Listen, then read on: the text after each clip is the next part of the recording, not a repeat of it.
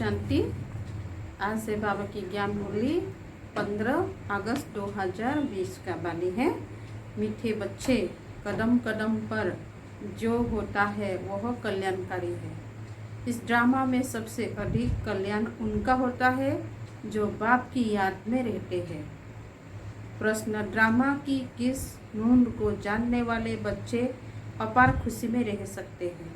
उत्तर, जो जानते हैं कि ड्रामा अनुसार अब इस पुरानी दुनिया का विनाश होगा, नेचुरल कैलेमिटीज भी होगी, लेकिन हमारी राजधानी तो स्थापन होनी ही है।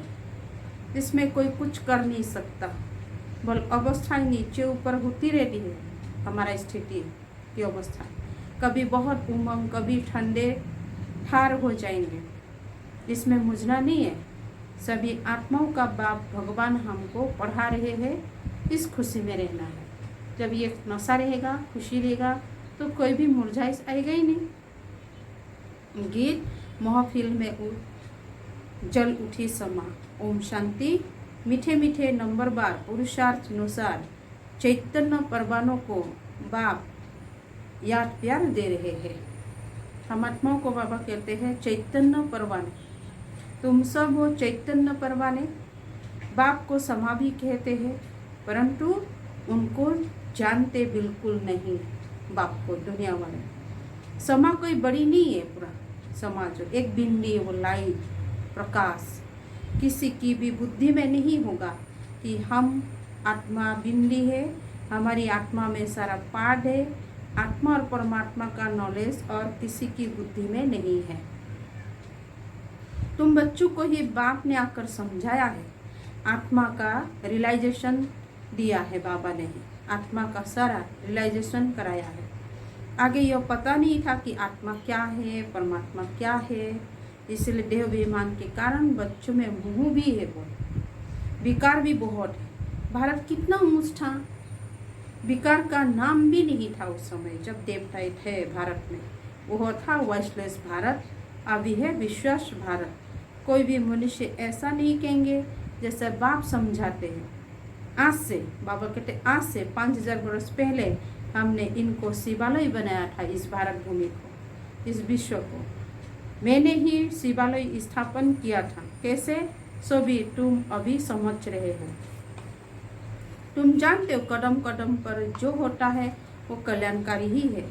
एक एक दिन जास्ती कल्याणकारी उनका है जो बाप को अच्छी रीति याद कर अपना भी कल्याण करते रहते हैं।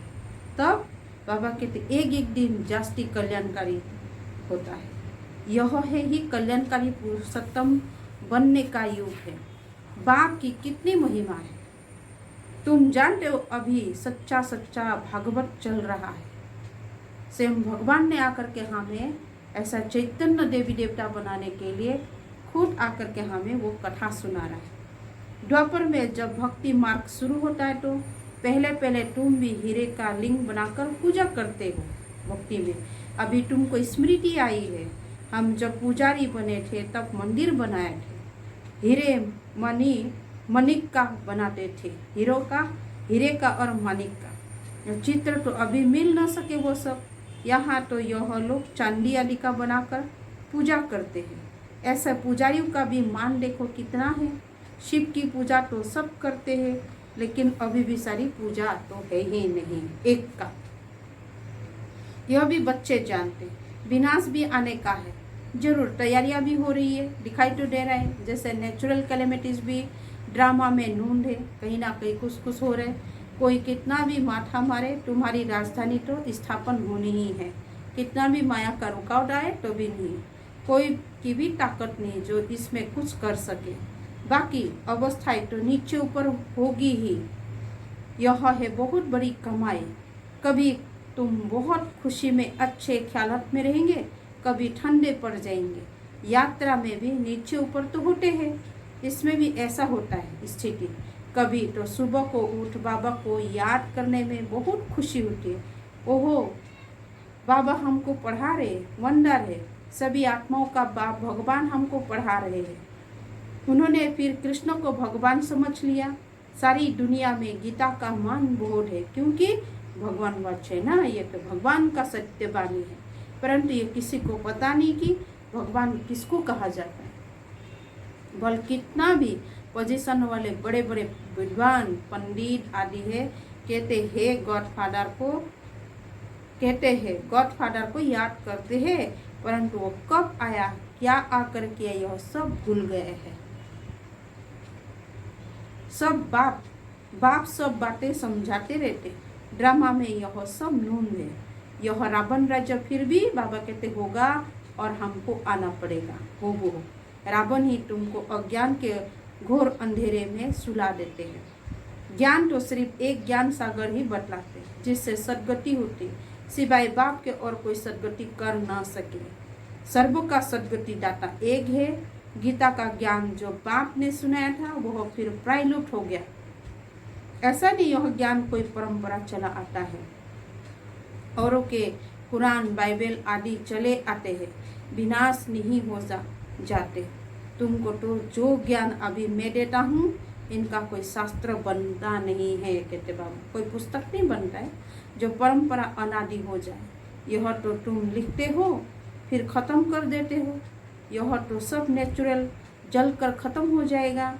बाप ने कल्पों पहले भी कहा था, अभी भी तुमको कह रहे हैं। यह ज्ञान तुमको मिलता है, फिर प्रारब्ध जाकर पाते हो, फिर इस ज्ञान की दरकार ही नहीं रहती है कोई सतयुग में। इसको फिर से रिपीट करना है, पढ़ना है। भक्ति मार्ग में सब शास्त्र है। बाबा तुमको कोई गीता पढ़कर नहीं सुनाते बाबा, वो तो राज्य की शिक्षा देते हैं, जिसका फिर भक्ति मार्ग में बाबा फिर भक्ति मार्ग में उसमें शास्त्र बनाते हैं और अग्रम बग्रम कर देते हैं। तो तुम्हारी मूल बात है कि गीता का ज्ञान किसने दिया? उनका नाम बदली कर दिया है। शिव के बदले कृष्ण का, और कोई के भी नाम बदली नहीं हुई है। सबके मुख्य धर्म शास्त्र है ना, इसमें मुख्य है डिटिज्म, इस्लामिज्म, बुद्धिज्म, कहते बाबा। भल करके कोई कहते हैं कि पहले बुद्धिज्म है फिर इस्लामिज्म। बोलो इन बातों में तो गीता का कोई तैलुक ही है ही नहीं। हमारा तो काम है बाप से वर्षा लेने का। बाप कितना अच्छी रीति समझाते हैं हम बच्चों को। यह है बड़ा झाड़, ये मानव सृष्टि कल्प वृक्ष सबसे बड़ा झाड़ है, वृक्ष है, अच्छा है। जैसे फ्लावराइज है, 3 ट्यूब निकालती है, कितना अच्छी समझ से बनाया हुआ झाड़ है। कोई भी झट समझ जाएंगे कि हम किस धर्म के हैं, हमारा धर्म किसने स्थापन किया। यह दयानंद, अरविंद घोष आदि तो अभी होकर गए हैं। ये सारे वो लोग भी योग आदि सिखलाते हैं। ये सब भक्ति ज्ञान का तो नाम निशान ही नहीं। कितने बड़े बड़े टाइटल मिलते हैं, यह भी सब ड्रामा में नूंद है। फिर भी होगा ऐसा 5000 वर्ष के बाद। शुरू से लेकर यह चक्र कैसे चला है, फिर कैसे रिपीट होता रहता है। तुम जानते हो अभी का प्रेजेंट फिर पास्ट हो फ्यूचर हो जाएगा। पास्ट प्रेजेंट फ्यूचर, जो पास्ट हो जाता है वो फिर फ्यूचर होता है। इस समय तुमको नॉलेज मिलती है, फिर तुम राजा ही लेते हो। इन देवताओं का राज्य था ना, उस समय और कोई राज्य नहीं था। यह भी एक कहानी मिसाल बताओ, बाबा कहते जो होके गया। बड़ी सुंदर कहानी बन जाएगी ये सब। लंग 5000 वर्ष पहले यह भारत सतयुग था। कोई धर्म नहीं था, सिर्फ देवी देवताओं का ही राज्य था। उनको सूर्यवंशी राज्य कहा जाता था। लक्ष्मी नारायण का राज्य चला 1250 वर्ष। फिर उन्होंने राज्य दिया दूसरे भाइयों क्षत्रियों को, फिर उनका राज्य चला। तुम समझा सकते हो कि बाप ने आकर पढ़ाया था। जो अच्छी रीति पढ़े वो सूर्यवंशी बने। जो संगम युग में अच्छी रीति बाबा की पढ़ाई पढ़े वो सूर्यवंशी घराने में जाएंगे। जो फेल हुए उनका नाम क्षत्रिय में पड़ा। बाकी लड़ाई आदि की बात नहीं है यहाँ। बाबा कहते बच्चे तुम मुझे याद करो तो तुम्हारे विक्रम विनाश हो जाएंगे। तुम्हें विकारों पर जीत पानी है। हमें बाबा कहते बुराइयों से विजय प्राप्त करना है। बाप ने ऑर्डिनेंस निकाला है कि जो काम पर जीत पाएंगे वही जगत जीत बनेंगे। मन जीत नहीं, काम जीत। पीछे आधा कल बाद फिर वाम मार्ग में गिरते हैं। उन्हों के भी चित्र है, सकल देवताओं की बनी हुई है। राम राज्य रावण राज्य आधा आधा है। उनकी कहानी बेट बनानी चाहिए, बाबा कहते। फिर क्या हुआ, फिर क्या हुआ? यही सत्यनारायण की कहानी है। सत्य तो एक ही बाप है जो इस समय आकर सारे आदि मध्य अंत का तुमको नॉलेज दे रहे हैं, जो और कोई दे न सके ये ज्ञान। मनुष्य तो बाप को ही नहीं जानते। जिस ड्रामा में एक्टर है उनके क्रिएटर डायरेक्टर आदि को नहीं जानते, तो बाकी कौन जानेंगे? अभी तुमको बाप बताते हैं ड्रामा अनुसार यह फिर भी ऐसा होगा। बाप आकर तुम बच्चों को फिर पढ़ाएंगे, यहाँ दूसरा कोई आ न सके। बाप कहते मैं बच्चों को ही पढ़ाता हूँ, कोई नए को यहाँ बैठा नहीं सकते। इंद्रप्रस्थ की कहानी भी है ना, नीलमपुरी पुखराजपुरी नाम है ना। तुम्हारे में भी कोई हीरे जैसा रतन है। देखो रमेश ने ऐसा बात निकाली प्रदर्शनी की जो सबका विचार सगर मंथन हुआ, तो ऐसे हीरे जैसा काम किया ना। कोई पुखरास है, कोई क्या है, कोई तो बिल्कुल कुछ नहीं जानते। यह भी जानते हो कि राजधानी स्थापन होती है, उसमें राजाएं रानियां आदि सब चाहिए। तुम समझते हो हम ब्राह्मण श्रीमत पर पढ़कर विश्व के मालिक बनते हैं। कितनी खुशी होनी चाहिए। यह मृत्यु लोग खत्म होना है। यह बाबा तो अभी ही समझते रहते हैं कि हम जाकर बच्चा बनेंगे। बचपन की वो बातें अभी ही सामने आ रही है। चलन ही बदल जाती है। ऐसा ही वहाँ भी जब बूढ़े होंगे तो समझेंगे अब यह वानप्रस्था शरीर छोड़ हम किशोर अवस्था में चले जाएंगे। बचपन है सत्व प्रधान अवस्था। लक्ष्मी नारायण तो युवा है, शादी किए हुए को किशोर अवस्था थोड़ी ही कहेंगे। युवा अवस्था को रजु, वृद्धा को तमु कहते हैं। इसलिए कृष्ण पर लव जास्ती रहता है, प्यार। तो लक्ष्मी नारायण भी वही, परंतु मनुष्य बातें नहीं जानते हैं। कृष्ण को द्वापर में, लक्ष्मी नारायण को सतयुग में ले गए।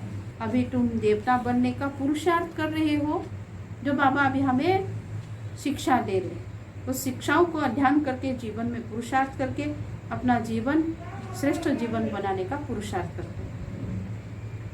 बाप कहते हैं कुमारियों को तो बहुत खड़ा होना चाहिए। कुंवारी कन्या, अधर कुंवारी, दिलवारा आदि जो भी मंदिर है यह तुम्हारा ही एक्यूरेट यादगार है। वो जड़ है यह चैतन्य। तुम यहाँ चैतन्य में बैठे हो, भारत को स्वर्ग बना रहे हो। स्वर्ग तो यहाँ ही होगा। मूल बटन, सूक्ष्म बटन कहाँ है तुम बच्चों को सब मालूम है। सारे ड्रामा को तुम जानते हो। जो पास्ट हो गया है सो फिर फ्यूचर होगा, फिर पास्ट होगा। तुमको कौन पढ़ाते हो समझाना है। हमको भगवान पढ़ाते।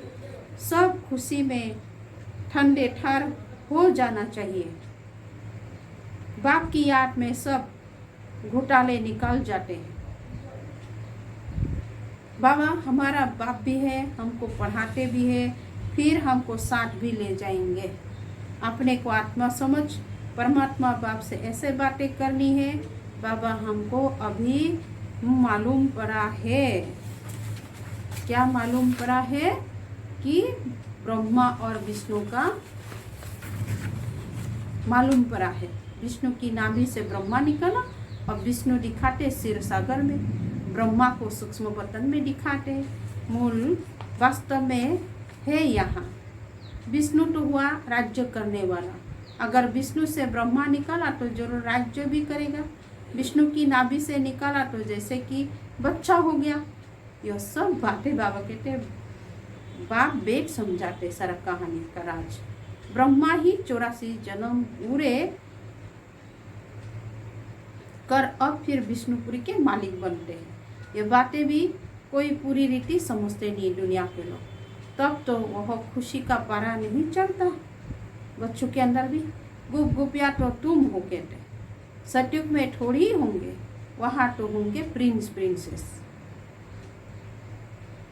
गोप गोपियों का गोपी बल्लभ है ना, प्रजापिता ब्रह्मा है, सबका बाप, और फिर सब आत्माओं का बाप है निराकार शिव। यह सब है मुख वंशाली।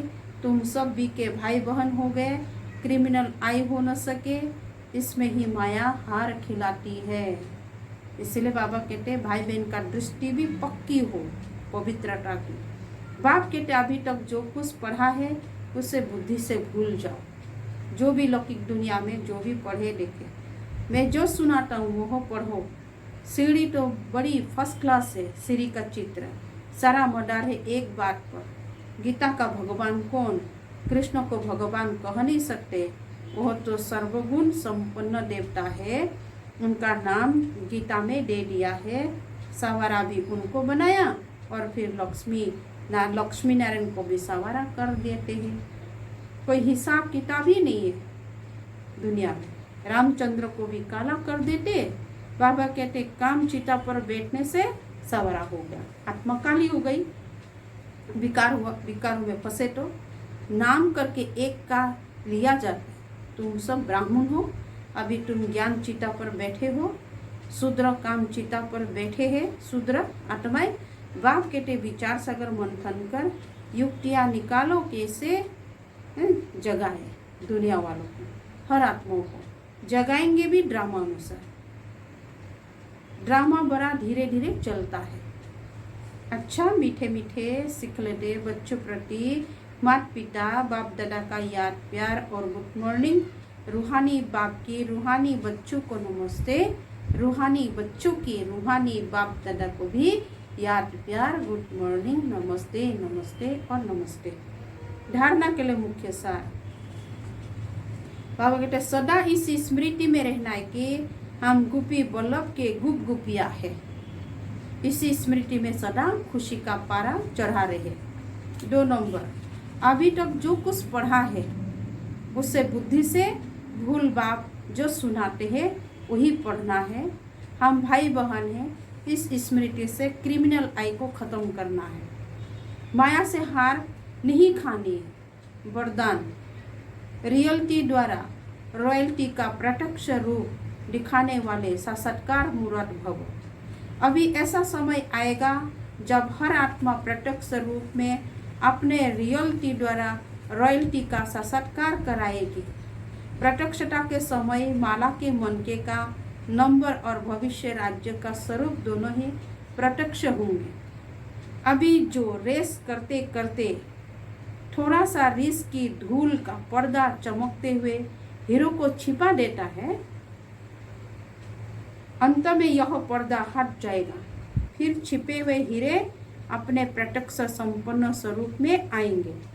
रॉयल फैमिली अभी से अपनी रॉयल्टी दिखाएगी, अर्थात अपने भविष्य पद को स्पष्ट करेगी। इसलिए रियलिटी द्वारा रॉयल्टी का साक्षात्कार कराओ।